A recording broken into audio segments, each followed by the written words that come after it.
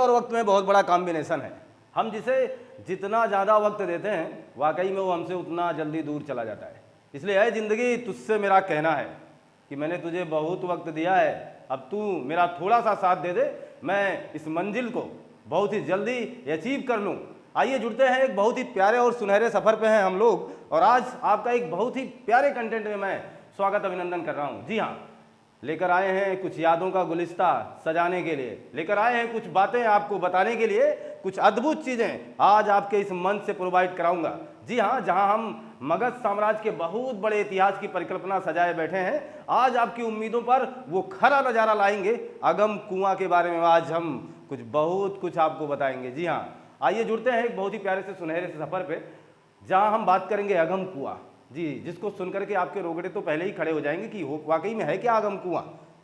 पहली बार तो मैंने भी जब इसे देखा या समझने का प्रयास किया, इस लाइन को, इस तथ्य को जाना, तो एक बार हमारी उम्मीदें बन गई कि अगम कुआं किसे कहते हैं। जी हाँ, फिलहाल हम लोग जिस कुएं से मुखातिब हैं, जिसकी बात करेंगे, सबसे पहले कुछ चीज़ों को बहुत ही धैर्यता से सुनने का प्रयास करें। एक कहानी है, इतिहास एक कहानी है, इसे मज़े में लेना चाहिए। हम मगध साम्राज्य की बात करेंगे। 16 जनपदों का सबसे शीर्ष जनपद रहा है मगध जनपद। जी हाँ, क्रम से तमाम वंश ने राज करते हुए अपने शासन प्रणाली का संपादन किया है। जहां हमने सबसे पहले देखा था कि हर्यक वंश ने आकर के मगध साम्राज्य को खूब सजाया था। राजा बिंबिसार ने अपने गौरव, अपनी प्रतिभा से मगध को एक बहुत समृद्धशाली प्रदेश बना दिया था। हर्यक वंश के बाद आपने देखा शिशुनाग वंश आता है, यानी हर्यक वंश की समाप्ति, शिशुनाग वंश का आगमन। वंशों की समाप्ति होने का एक ही कारण है कि जब राजा निरंकुश हो जाएगा तो कोई ना कोई सत्ता हासिल ही कर ले जाएगा। ऐसा रहा है हमारा इतिहास। हम अपने भारत के इतिहास को जब भी समझते हैं ना, जब भी इसके पन्ने को टटोलते हैं ना, तो हमेशा कुछ ऐसी यादें, कुछ ऐसी कुरीदी गई बातें आती हैं सामने, जिसे देख करके हमारे दिल और बदन में गुदगुदी होने लगती है वाकई में। तो हम सबसे पहली बात करें तो जब हम मगध साम्राज्य के उत्कर्ष की बात कर रहे थे, वहाँ हमने देखा कि ऐसे क्रम से वंश आए। नंद वंश आया, पहला कह सकते हैं अनुसूचित जाति का वंश था नंद वंश, जिसने बहुत ही खूंखार राजा पैदा हुए उसमें, और उसमें घनानंद सबसे खतरनाक था, जिसे आचार्य कौटिल्य की सहायता से चंद्रगुप्त मौर्य मार देता है और मौर्य वंश के एक विशाल साम्राज्य की स्थापना करता है, जिसकी कल्पना दूर दूर तक इतिहास ने नहीं की थी। अब उस चंद्रगुप्त मौर्य के बाद उसका पुत्र बिंदुसार शासन सत्ता की डोर संभालता है, जिसकी पूरी कहानी आपके यूट्यूब प्लेलिस्ट पर प्रोवाइड मैं करा चुका हूं। और बिंदुसार का लड़का, जिसका नाम था अशोक, यहाँ से जुड़ी है इस अगम कुएं की मशहूर कहानी। एक वो पन्ना इतिहास का जिसे किसी को पता नहीं था। 1890 ईस्वी में लॉरेंस बेंडेल साहब ने इस अगम कुआं की खोज की थी। लीजिएगा, ये पेशकश है आपके लिए, बहुत ही अद्भुत होने वाली है। लॉरेंस बेंडेल ये है खोजकर्ता। खोजा कब है बताना जरा। खोज करता है, इन्होंने इसकी खोज की है 1890 ईस्वी के आसपास। इसका मतलब हमारे यहाँ, हमारे भारतवर्ष पर उस समय अंग्रेजों का शासन रहा है, तो इससे पता चल जाता है कि लॉरेंस बेंडेल साहब को बताना नहीं है कहाँ के थे। ये एक ब्रिटिश थे, यानी ब्रिटिश के रहने वाले, यानी कह सकते हैं अंग्रेज थे। इनको एक बहुत बड़े रहस्य का सामना होता है, और एक बहुत बड़े रहस्य से ये पर्दा हटा देते हैं, और इन्हें एक कुएं की खोज करके पूरे इतिहास में एक अलग सी जगह देते हैं। और जब इस कुएं पर रिसर्च किया जाता है तो पता चलता है ये तो सम्राट अशोक ने बनवाया है। और अब अशोक से जुड़ी कुछ महत्वपूर्ण बातों को सुनिएगा आप, और बहुत ही शिद्दत से लेने का प्रयास भी कीजिएगा। जी हाँ, अशोक सम्राट जो कि बिंदुसार का पुत्र, और इतिहास गवाह है, इतिहास साक्षी है कि बिंदुसार की 16 पटरानियां थी। 16 पटरानियां चंद्रगुप्त मौर्य का बनाया भोजन, एक बहुत बड़े साम्राज्य का पकवान सीधा सीधा हाथ में था बिंदुसार के, और बिंदुसार ने सजोए रखा जिंदगी भर। कभी भी उस एक भी अंश का क्षय नहीं होने दिया, यानी पूरे साम्राज्य को बचाए रखा, विस्तार नहीं किया है। फिलहाल बिंदुसार के 100 पुत्र थे। बिंदुसार विलासी प्रवृत्ति का, इससे पता चल जाता है कि वो थोड़ा सा विलासी प्रवृत्ति का रहा होगा, इसलिए उसने साम्राज्य का विस्तार नहीं किया। 16 पटरानियां हैं भाई जिसके, और फिर देखना 16 पटरानियां, 101 पुत्र। अद्भुत है, 101 पुत्र थे। 16 पटरानियों के साथ 101 पुत्र, और इस 101 पुत्र में अशोक भी था। अशोक भी बिंदुसार का एक पुत्र था। और अब जब शासन सत्ता की बागडोर संभाली नहीं जाएगी और जब किसी भी राजा का निरंकुश प्रवृत्ति सामने आएगा तो पक्की बात है आपस में सत्ता के लिए संघर्ष जारी हो जाएगा। अशोक से बड़ा भाई था सुसीम, और उस समय की कहानी ये गवाह देती है कि हमारा इतिहास हमसे कहता है कि हमारे उत्तराधिकारी कौन होगा, कौन बनते हैं और कौन होता था। राजा का सबसे बड़ा पुत्र उत्तराधिकारी माना जाता था। ये सीक्वेंस था, यही क्रम था, और इस हिसाब से सुसीम को राजा बनना था। लेकिन अशोक में प्रतिभा ज़्यादा थी। पिता बिंदुसार को ये चीज़ को समझने में या इस कार्य दायित्व का निर्वहन करने में काफ़ी समस्या आ रही थी कि राजा किसे बनाए। फिलहाल पिता तो पिता है, और बिंदुसार ने सुसीम को राजा बनने के लिए ऑफर किया कि तुम्हें ही राजा बनाया जाएगा, जैसा नियम है, जैसा प्राविधान है। सुसीम थोड़ा सा अलग व्यक्तित्व का आदमी था, और अशोक ने कई बार अपने पिता को अपनी प्रतिभा का लोहा मनवाया था कि मैं ऐसा हूँ। फिलहाल अशोक ने कभी इच्छा नहीं जताई कि मैं राजा बनूंगा। कुछ समय पहले की बात, कुछ पुरानी यादें हैं ये, जिसको जितना टटोलोगे उतना मजा पाएंगे हम लोग। खैर, इतिहास जो कहता है, इतिहास जो जिसके साक्ष्य हम तक पहुँचे हैं वो अद्भुत रहे हैं। अशोक कोशिश कर रहा है, नहीं कर रहा है। कुछ लोगों ने माना कि अशोक राजा बनना चाहता था, कुछ इतिहासकारों का कहना अशोक राजा बनना ही नहीं चाहता था, वो तो बाद की बात है, उसके दिमाग में आ गई। तो एक समय की बात है कि अशोक बिंदुसार के कहने पर तक्षशिला जाता है। तक्षशिला में काफ़ी ज़्यादा विद्रोह हुआ था, क्योंकि वहाँ पर सुसीम के नेतृत्व में संचालन कार्य हो रहा था। प्रजा में विद्रोह हो गया, क्योंकि सुसीम को मैंने पहले बताया कि थोड़ा सा उसके अंदर अराजकता थी और वो प्रजा से थोड़ा सा रूड व्यवहार करता था। अशोक पहुंचता है और अशोक की प्रतिभा को सुन करके ऐसे भी पूरा देश गदगद था। अशोक जिंदा शेर को डंडे से मार दिया था, यानी अद्भुत है, बहुत ही बड़ा क्रेज वाला था अशोक। और अशोक जब वहाँ पहुँचता है तो जनता जो वहाँ की थी अशोक के आगे नतमस्तक हो जाती है और अपने विद्रोह को छोड़ देती है। पिता को ये सुन करके बहुत अच्छा लगता है कि अशोक में इतनी ज़्यादा क्षमता है। अशोक को दोबारा उज्जैन भेजा जाता है। वहाँ भी ऐसे ही विद्रोह का सामना करना पड़ रहा था उस समय, बिंदुसार के समय में। अशोक वहाँ भी जाता है, वहाँ का भी सारा माहौल चेंज कर देता है।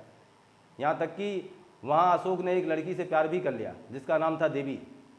देवी से मोहब्बत करता है, देवी को ले आता है और पिता के सामने रखता है। सॉरी भाई, राजा का बेटा है, प्रपोज करने में कहाँ दिक्कत थी, कह दिया होगा, वो मान गई होगी। देवी को ले आता है। लेकिन फिलहाल कहानी यहीं रुकती नहीं है। अब सुसीम को दिक्कत है कि कहीं अशोक राजा न बन जाए। समस्या ये थी। अब जब ये समस्या घेरे हुई है तो सुसीम ने क्या किया, एक षड्यंत्र किया, और उस षड्यंत्र के माध्यम से उसने अपने पिता को बहुत कुछ समझाया बुझाया और कहा कि पिताजी बहुत ही गलत हो जाएगा। और उसके पिता ये बात मान लेते हैं और अशोक से कहते हैं कि तुम कुछ समय के लिए निर्वासन में चले जाओ। निर्वासन का मतलब समझ रहे हैं? निर्वासन का मतलब किसी ऐसे स्थान पर चले जाओ जहाँ पर तुम्हारा दूर दूर तक समाज और प्रजा से कोई नाता ना हो। फिर अशोक चला जाता है घने जंगलों की तरफ, यानी जहाँ पर साधु संत महात्मा रहा करते थे, बहुत भिक्षु उस समय खूब घुमा करते थे। अशोक वहाँ पहुँचता है और उनके साथ कई वर्षों तक अपना जीवन यापन करता है। यानी अशोक के अंदर इतना क्रोध था, इतिहासकार मानते हैं कि अशोक के अंदर इतना ज़्यादा क्रोध था कि वो उसके क्रोध से आसपास के लोग जल जाया करते थे। इतना ज़्यादा व्यंग था वो, मान के चलना, बहुत ही ज़्यादा क्रूर शासक था। अच्छा, फिलहाल वो अपने क्रोध को शांत कर रहा है, एक बौद्ध भिक्षुओं के साथ अपना बैठक बना रखा है। इसी बीच उसके पास एक सूचना आती है कि तुम्हारे अन्य भाइयों ने मिलकर के तुम्हारी माता को मार दिया है। अब सोचना, जो बरसों की चिंगारी दबी हुई है जल जाएगी कि नहीं? जल गई, और बहुत ही ज़्यादा जली। अशोक के अंदर तूफान जाग उठा कि मेरी माँ को मार दिया इन लोगों ने। और वो आता है घर पे और क्रम से भैया, क्रम से 273 बीसी की बात कर रहा हूँ, देखना जरा, 273 बीसी यहाँ बिंदुसार के शासन का समापन होता है। और यहाँ के बाद 269 बीसी तक, यानी ईसा पूर्व तक, यानी बीच के इन 4 वर्षों में अशोक क्या करता है, इसके राज्य को जानिए। अशोक दौड़ के घर आता है, यानी पूरे क्रोध में अशोक है, जिसे पाता है उसे मारता है। सोचो, अशोक जिसे आज आप महान कहते हैं, उसकी क्रूरता जरा देखना। जिसे पाता है उसे मार देता है, कोई बचता नहीं है। इतिहास गवाह है और इतिहास कहता है कि इन 4 वर्षों में अशोक ने अपने 100 भाइयों को मार दिया। अद्भुत है, अशोक ने अपने 100 भाइयों की हत्या कर दी। और हत्या करने के बाद अब जब ये 1890 में ये खोज हुई है, इसका लिंक यहाँ से है। 100 भाइयों की हत्या, 100 भाइयों की हत्या करने के कारण इतिहास इसे चंडाशोक कहा करता है। तो चंडाशोक ने अपने 100 भाइयों की हत्या की, किस लिए? राजा बना, सबको मार दिया। तो इतिहासकार अलग अलग जवाब देंगे कि अपनी माँ के प्यार में। कुछ लोग कहेंगे नहीं बाबा, अपने माँ के प्यार में इतनी हत्या कौन कर सकता है? 100 भाई, 100 को सबको समापन। इसका मतलब ये हुआ सबको मारना इतना आसान नहीं था, मार देता है। 100 हत्या करने के बाद एक कुआं इसने कुछ इस कदर बना रखा था जिसकी गहराई लगभग आंकी जाती 170 फीट, जिसका व्यास 16 फीट बताया जाता है, जिसके नीचे 60 फीट लकड़ी के छल्ले लगाए गए हैं। लीजिए, ये कुआं अपने आप में अद्भुत है, आपका दिल मचल जाएगा और आप सोचेंगे सर ये है कि नहीं है। अभी फिलहाल है कि नहीं ये कुआं, हम जिसकी बात करेंगे अगर है तो आपको जाना चाहिए देखना जरा। तो 16 फीट व्यास का, 16 फीट इसका व्यास है और 170 फीट के आसपास इसकी गहराई है और 60 फीट लकड़ी के छल्ले लगे हैं नीचे। सोचना पता नहीं क्यों बनवाया था अशोक ने। और इसके नीचे अभी भी रहस्य से पर्दा उठा नहीं है। देखना कितने प्रयास किए गए हैं 1932 में, 1962 में, 1990 के आसपास में भी इस पर प्रयास होते रहे। इस रहस्य से पर्दा हटाने के लिए कोशिश जारी रही लोगों की। मैं बात करूंगा अब ये अगम कुआं है कहाँ, समझना। इस अगम कुएं का रहस्य इस 100 हत्या से क्यों छुपा हुआ है। 100 मर्डर, अपने भाइयों को मारा गया। 100 भाइयों की हत्या करने के बाद लाश को इसी अगम कुएं में डाल दिया गया। इसका मतलब हुआ अशोक ने इस अगम कुएं को हत्या करके लाशों को दबाने के लिए बनवाया था, लाशों को छुपाने के लिए बनवाया था। क्या इतिहास इतना ही जान पाया है? नहीं। 1890 ईस्वी में जब लॉरेंस वेडल इसकी खोज करता है तो वो कहता है केवल लाशों के लिए नहीं ये काम ना, या लाशों के लिए ये काम नहीं किया गया है, इसमें अशोक के अमूल्य धरोहर छुपे हुए हैं। इसका मतलब पूरा खजाना है जिसको अगर निकाल लिया जाए तो हमारा भारत फिर से पूरी तरीके से मालामाल हो सकता है। लेकिन सच में प्रयास तो जारी रहे। तमाम बिहार प्रांत आप जान ही रहे हैं और बिहार के पटना की बात कर रहे हैं। अब आपको अद्भुत लगेगा। आइए ले चलते हैं आपको इस अगम कुआं के पास जहां पर 100 मर्डर हुए, जहां पर 100 लाशों को इसके अंदर डाल दिया गया। तो ये अगम कुआं कहाँ है? अगम कुआं आपको मिलेगा बिहार। आइए बिहार के पटना जाइए, ये चीज़ पटना के गुलजार बाग में पहुंचिए। लीजिए एकदम आपको पहुंचा दे रहे हैं। गुलजार बाग में पहुंचिए। गुलजार बाग के बगल में शीतला माता का मंदिर है, यहाँ आप अपना दर्शन कीजिए। सिंपल, टहल भी आएंगे और इस कुएं को देख भी आएंगे। तो बिहार के पटना में गुलजार बाग है। गुलजार बाग के आसपास शीतला माता का मंदिर है। लोगों की मान्यता है कि अगर आपको किसी विशेष प्रकार के रोग से आप ग्रसित हैं ना, जैसे कुष्ठ रोग बहुत ही खतरनाक हुआ करता था, आज के ज़माने में थोड़ा सा इसका लेवल डाउन हो गया क्योंकि आपके पास औषधियाँ हैं, MHD का प्रयोग आप कर रहे हैं, तमाम प्रकार की ऐसी दवाइयाँ हैं जिनसे आप पूरी तरीके से मल्टी औषधि विधि जिसे कहते हैं उसका प्रयोग करके हम इससे निजात पा सकते हैं फिलहाल। लेकिन एक दौर वो था, एक ज़माना वो था कि अगर कुष्ठ रोग हो जाता था तो लोगों को पलायन करना पड़ता था क्योंकि ज़माना, ये समाज उसे छूता ही नहीं था। तो यहाँ मान्यता है कि अगर आपको कुष्ठ रोग हुआ है तो गुलजार बाग पहुँचिए और इस कुएं के जल को निकालिए और अपने शरीर को जलपान कराइए और मतलब नहा लीजिए, नहा के आइए। तो इसका मतलब ये हुआ स्नान करने के बाद आपका वो जो कुष्ठ रोग वाला मामला है ना वो ठीक ठाक व्यवस्थित हो जाएगा और इससे आपको यहाँ दर्शन करने का अवसर भी मिलेगा। ये मान्यता छुपी है। तो इसका मतलब दर्शन करने के लिए भी इस कुएं का बहुत ही बड़ा स्थान हमारे इतिहासकार दे रहे हैं। समझिएगा जरा, हमने कहा कि 100 हत्या हुई है, इस कुएं में दफनाया गया है। लॉरेंस वेडल ने कहा कि इसमें खजाना छुपा हुआ है। इस खजाने के रहस्य से पर्दा हटाने के लिए 1932 में, 1962 में, 1990 में प्रयास किए गए। ऐसा नहीं कि प्रयास नहीं किया गया, क्योंकि आपके दिमाग में जरूर बात आएगी सर जब इतना है तो कहाँ है गवर्नमेंट, कहाँ है। प्रयास किया गया, लोगों के द्वारा अलग अलग प्रयास किए गए, लेकिन सफलता नहीं मिली। जानते हो क्यों? क्योंकि इसके अंदर जब जाया तो पानी तो इसमें कभी तो ख़त्म ही नहीं हुआ। पहली बात, अगर गर्मी का मौसम है, सुनिएगा रहस्य इसका सुनिएगा, अगर गर्मी का मौसम है तो जलस्तर 2 फीट से ज़्यादा कम नहीं होगा। प्रचंड भीषण गर्मी हो कोई मतलब नहीं पड़ता, 2 फीट से ज़्यादा जलस्तर डाउन नहीं होता। सोचो और बहुत ही ज़्यादा वेग से बरसात हो जाए, बहुत ही भीषण बरसात हो जाए, बिहार पूरी तरीके से डूबने लगे, तो भी इसके जल स्तर में 2 से 3 फुट की वृद्धि होती है, इससे ज़्यादा नहीं होती है। इसका मतलब हुआ कि भीषण गर्मी, भीषण बरसात इसका बाल भी बांका नहीं कर सकता है। तो ये है अगम कुआं का रहस्य। इस अगम कुएं पर जहाँ गर्मी, बरसात यानी नेचर का कोई मार इसे पता नहीं चलता है, और यहाँ पर इसके अंदर जब गहराई में पानी भरा हुआ है, आप सोचो, और ये माना जाता है कि जब इसके अंदर चेक कराया जा रहा था, यानी कोशिश की जा रही थी, तो कई गुफाएं मिली हैं, कई गुफाएं, उसके अंदर गुफा बनी हुई है कुएं के अंदर, अद्भुत है।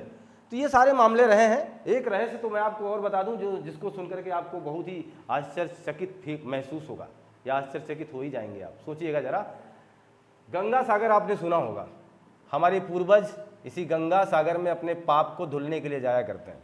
और आपने देखा होगा, अगर गांव से बिलोंग करते हैं आप, तो आपको पता चलता होगा कि कुछ बुजुर्ग व्यक्ति गांव के, उनको वो माला वगैरह, फूलों की माला पहना करके और गाने बजाने के साथ विदा किया जाता है। क्या ऐसा माहौल देखा है कभी?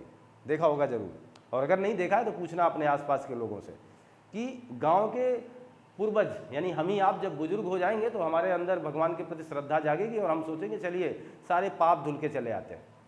तो हम उस समय हमें लोग विदा करेंगे ये मान करके कि पता नहीं आदमी अब आएगा कि इसका अंतिम सफ़र है, ये सोच के, क्योंकि बचपन से हमने यही जाना है। तो जब ये गंगा सागर जाएंगे, वहाँ आएंगे, तो गंगा सागर कहाँ है? पश्चिम बंगाल का एरिया है ये, पश्चिम बंगाल का। कहा जाता है एक अंग्रेज की इसी गंगा सागर में एक छड़ी गिर गई थी, और वो छड़ी कई वर्षों बाद इस अगम कुआं से निकाली गई, इस अगम कुआं में प्राप्त हुई। अद्भुत है ना?